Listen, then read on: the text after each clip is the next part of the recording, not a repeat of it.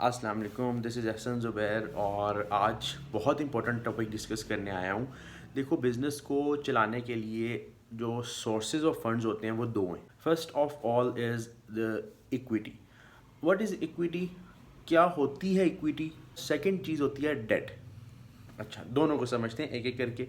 Equity होती है कि आप बिज़नेस में किसी बंदे को बाहर से जो इन्वेस्ट करना चाह रहा है उस बिज़नेस में पैसा लगाना चाह रहा है, आप उसे कहते हो ठीक है, तुम इतने पैसे लगाओ, ठीक है, 10% कंपनी तुम्हारी, 10% बिजनेस तुम्हारा, 15% बिजनेस तुम्हारा, यानी परसेंटेज डिसाइड करते हो डिपेंडिंग अपॉन कितना वो इन्वेस्ट कर रहा है।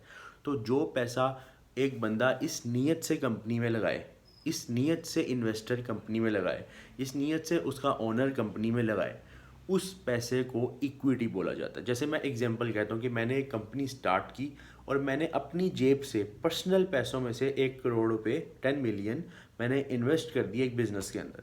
तो that 10 million is equity for that business. ठीक है, इक्विटी असल में वो पैसे जो मालिक ने इन्वेस्ट किए बिजनेस के अंदर, बिजनेस को चलाने के लिए या बढ़ाने के लिए, ग्रो करने के लिए। दूसरा सोर्स ऑफ फंड बिजनेस को क्या लगता है कि होना चाहिए, बल्कि होता है, और मैं तुम लोगों को बता रहा हूँ कि क्या होना चाहिए, तुम लोगों को क्या लगता है। That is date. डेट होता है किसी किसी से उधार लेना। यानी मैं चाह रहा हूँ कि यार ये मिस्टर ए है, वो मेरे पास आया, उसने मुझे कहा कि आपको पैसों की ज़रूरत है, हमने कहा यस।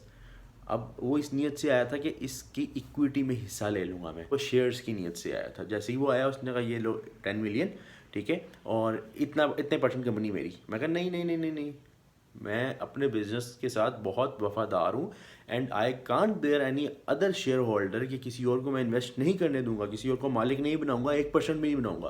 तो उसने कहा पैसा तो मैंने इन्वेस्ट करना है। अब मैं सोच रहा हूँ कि यार मैं दिल अंदर अंदर में सोच रहा हूँ पैसा तो मुझे भी चाहिए, तो मैं उससे अगर हिस्सा नहीं दूंगा तो पैसे कैसे लूँगा उससे? पैसे लूँगा तो हिस्सा देना पड़ेगा।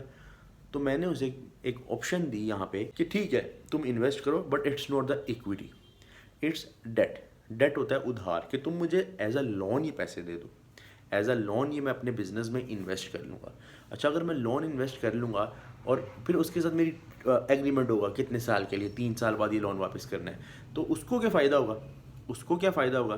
तो अभी फ़ायदों पे बात करते हैं, इक्विटी के अंदर भी और डेट के अंदर भी। इन दोनों में हम देखते हैं कि फ़ायदा क्या होगा, भाई जो पैसा इन्वेस्ट कर रहा है उसको फ़ायदा क्या होना है।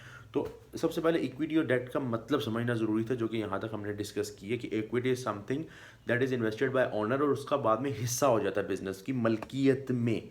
ठीक है, बट द डेट देने वाले का हिस्सा नहीं होता, he just gave a loan to the business, to the organization, जिससे वो आगे बिजनेस ग्रो करेगा। तो इक्विटी है, इसका मतलब क्या है? इक्विटी का मतलब है कि पैसा मैंने इन्वेस्ट किया और मैं फॉर एग्जांपल मैंने देखा कि अच्छा मैंने 10 मिलियन इन्वेस्ट किए, तो मैं इस कंपनी का 10% हिस्सेदार हूँ, मतलब मेरी मलकियत है 10% इस कंपनी के अंदर, बाकी 90% कोई और मालिक था, 10% मैंने इन्वेस्ट कर दिया। जो कंपनी के साल बाद प्रॉफिट्स आएंगे उसमें से 10% प्रॉफिट्स मेरे, क्योंकि मेरा हिस्सा है उसमें 10%।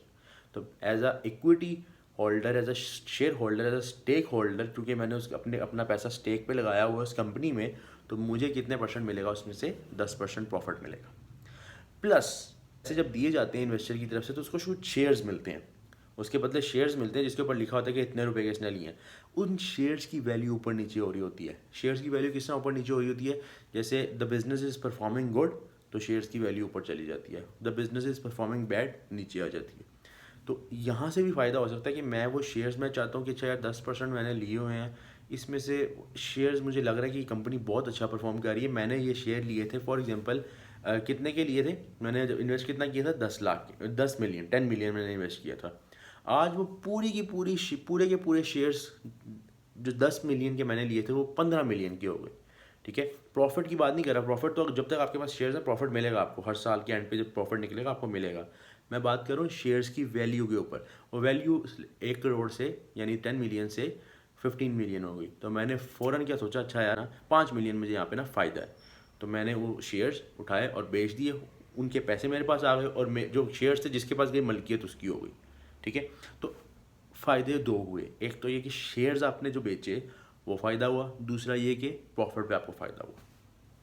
तो उसी साइड पे आते हैं, अगर एक बंदे ने उधार दिया, क्या उधार उसको, उसके साथ हमने कहा कि 3 साल बाद तुम्हें उधार वापस कर देंगे, मान लिया, फ़ायदा।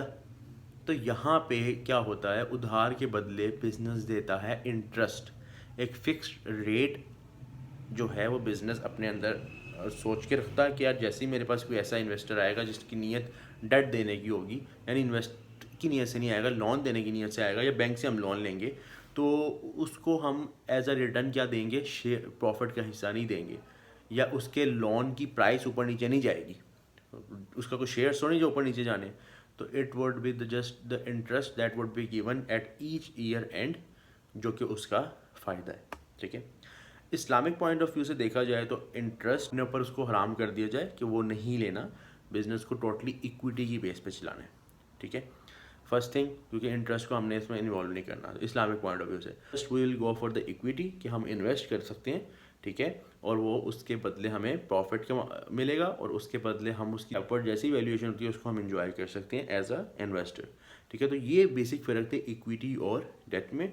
और बिज़नेस के ये दो सोर्सेज ऑफ फंड्स हैं जिससे बिज़नेस चलता है, ग्रो करता है, बढ़ता है और नाम बनाता है। यहाँ पे भाई को इजाज़त दो, अगले टॉपिक में मिलते हैं इंशाल्लाह अगले कंटेंट के साथ। अपना ख्याल रखना, अल्लाह हाफ़िज़।